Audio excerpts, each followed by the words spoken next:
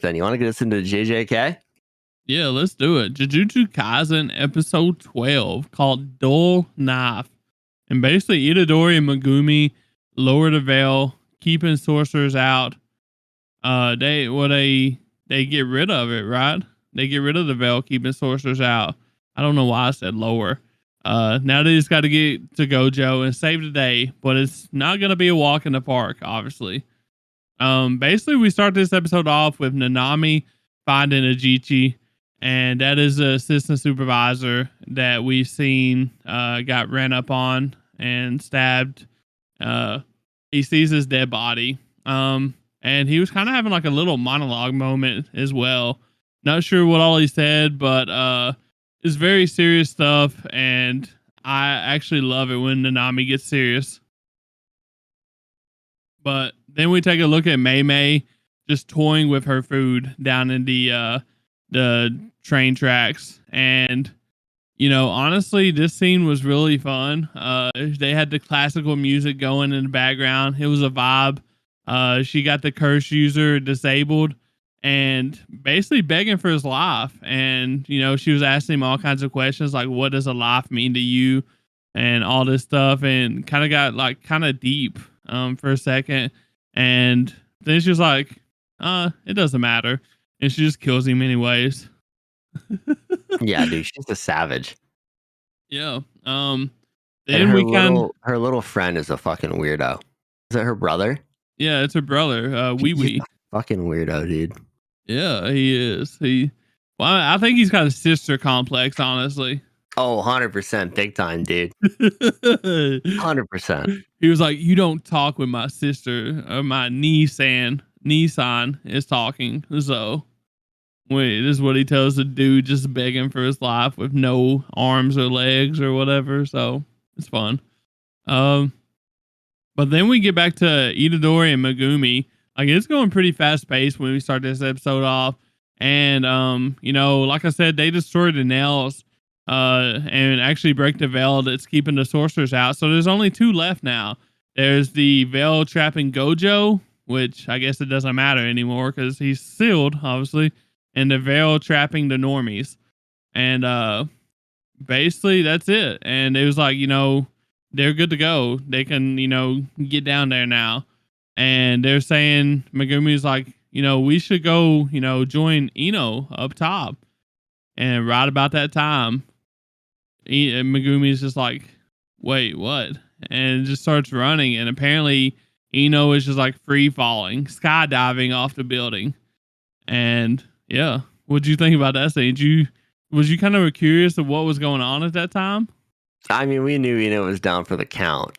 I mean, I said last episode, like, we haven't seen it yet, but he got thrown off a building, so he done so. Yeah, definitely. And they kind of they're able to like catch him, save him from, actually dying, because going off the top of the building like that, it ain't gonna be like old man. He's actually gonna, probably die. So, but basically Toji, so we go back up to the roof after they like catch him, stop him from hitting the ground, and Toji is kind of like just glitching, stroking out, kind of. It looks like just a little bit. He's just having like a little moment, and that's when we get into the granny. She's like, "Go down and kill all the sorcerers, or kill all the people." Yeah, kill all the sorcerers, I think is what she said. And apparently, Toji's soul or something took over the body, took over the body or something. Yeah, so he was basically saying that my body is so powerful it can overbear the soul of the original person who his body was transfigured to. So Toji's back, baby. And that's scary. That's scary for the crew over at JJK Academy. Yeah. I mean, this is even worse news now than we had before, because now we're dealing with the real Toji, with the real Toji mindset, I guess you can say, not I'm just hyped. some rando. I'm fucking hyped, dude. Yeah. And basically to start his little rampage off or whatever the hell he's gonna go on, he just kills the granny because she told him to kill all the sorcerers, and she's a sorcerer too. So he's just like, you count too. I'm gonna kill you. So Peace. so she gone. So now we got the real Toji walking around, and yeah, that's fun. That's You know scary what? for the sorcerers, man. But I'm all about it. I like Toji as a character a lot. He's just a fucking badass. It just makes me wonder, like, what are his capabilities now in that body? Because we know it's not his body. Well, it kind of is, but it's not. So Yeah, well, no, his body was transferred into Toji's body. So I'm curious to see if it's like full power Toji and if it's gonna yeah, last, or since she's dead now, is he gonna like fade off eventually? Because there's no medium like transferring his body and spirit to this other body anymore. I mean, I just don't know who can like combat him. I don't know, man. Like out of the people that's there, I just don't know. Oh, and if like Toji and Geto or whatever Geto is now team up, that's a wrap, dude. Yeah. But then we basically we're skipping around a little bit here, and we skipped a Maki, and she's basically telling Nobara to go with Akari, which is the another assistant supervisor, I'm pretty sure, to check on Ichichi, which we know he's dead, but Maki says that she'll stay behind and take care of all the monsters that they're dealing with at the time. And so uh yeah, and I think it goes back to Itadori at that time, and they're just like coming up with a plan now that they see that Ino is incapacitated, I guess you can say. Dead. I don't think he's dead. I Surely don't think he's not. dead, but Um, but he's definitely out of the action, and I think actually Megumi says that he's not dead too. I think he confirms that, but I'm not 100%. But they decide not to go to the roof. Smart choice, honestly. They don't know what's up there, but smart choice. Says that Gojo is a priority since the veil is lifted now, and basically they're gonna split up. Megumi's gonna take Ino away, I guess, to get him checked out or whatever, get him started healing. And Itadori's going to head down into the station to see what's going on, I guess. Probably meet up with Nanami at some point, I assume.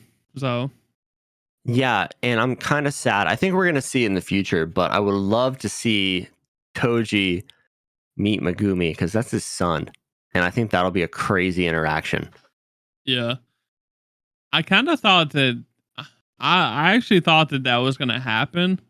But obviously not unless Toji stops Megumi on his way out, which is a possibility. So, Yeah, I haven't read this manga, so it's definitely a possibility. I mean, I think the interaction between those two would be great because it'd be such a weird situation because Toji would be thankful that Gojo did save Megumi from being sold off to a clan and like brought him under his wing. So I think it'd be really interesting to see how that goes. yeah. And it'd be really interesting to see how Megumi feels about Toji. So, Definitely. I mean, that was his father who just basically abandoned him, but it wasn't his choice. So it'd be interesting to see how the interaction goes. um, but basically now we go back to Nobara. She runs into Haruta, which is the blonde guy with the side ponytail. Um, and she basically tells Akari to go hide and then, try to get away while she's fighting him. That way she can go check on Ichichi and stuff like that. And um it's weird, but Haruta has a sword, I call it the hand sword because it's got a hand on it. He's holding And hands, dude. yeah, and it basically just starts chasing Akari as she's running away. And I guess it's got a mind of its own. Uh, that's weird, but anyways, it It's slices her Achilles. it's JJK, dude. You can't be surprised about a sword having a demon soul hand thing attached to it. It's definitely spooky season. If only this episode would have been released on Friday the 13th too, that would have been amazing. But it's Oh, Thursday, right? definitely. But I think I watched based it on Friday. Good huh? enough. I think I watched it on Friday. Good enough. Oh, true. But yeah, the hand sword, whatever we're calling it, it slices her Achilles, Akari's Achilles, basically, and made her like, her ability to run away is gone now. So then she runs, her Haruta and Nobara is like just kind of sparring at the time, but you can tell that she's way out of her league, I guess, and he's just playing with her kind of. And as soon as Akari goes down, he basically just takes off running after her, and it was definitely something I didn't expect. But he just runs over and acts like she's a soccer ball, honestly, and just like went to town on her, Dude, kicks her right in the gut. he kicked the shit out of her, dude. Yeah, like he was going hard. He was like messy or some shit over there. So, but like I said, Nobara's she's going hard trying to kill him. It's not working. Like he's just playing with her at this point. Uh, but then he uses his hand sword. He kind of, I guess, throws it at her or something like that, and it ends up like punching her really hard in her chin, and kind of dazes her. It knocks her down and puts her in a daze. And then we got Akari over here just trying to crawl away, just trying to get away from the situation, and he just goes over to her and just starts stabbing her and her like hips and thighs and stuff, just basically torturing her is what I'll say. And like he's just having fun right now. He's just torturing away, but we see a scene, Nanami. We see him just start walking towards them. And then, he breaks through the glass. He don't need no door. It was a hell of an entrance, I think. Um, but basically, Haruta tries to slash and kick Nanami, and it's like a wall, bro. It literally doesn't do anything. And I thought that was kind of interesting because here he was playing with Nobara and them, and then he attacks Nanami, and nothing happens. It's like a fly hit him. Yeah. Yeah, no, it was nuts, dude. And then we just get into the fight, and Nanami just keeps asking over and over, how many allies do you have? Where are they? And each time that Haruta refuses to answer, he gives him a strong right, and he just keeps on doing it. He asked him like 3 different times, and the third one, you know, he decided to quit. I guess asking him because he wasn't getting nothing out of him, and I guess it killed him. It killed Haruta on the third strong ride. So Yeah, dude, Nanami is a scary motherfucker, and that is it. Like when he is serious, he is scary. yeah, I mean 3 hits, bro, to kill someone that was playing around with Nobara. That's wild. Yeah, you got to remember she's kind of like the soccer of the group between those two. She's not nearly as strong, and like it's crazy to think that he took down Haruta so easily because like last episode or the episode before, like compared Itadori's strength to Nami, so to Nanami. So like we know that Itadori's pretty fucking strong at this point.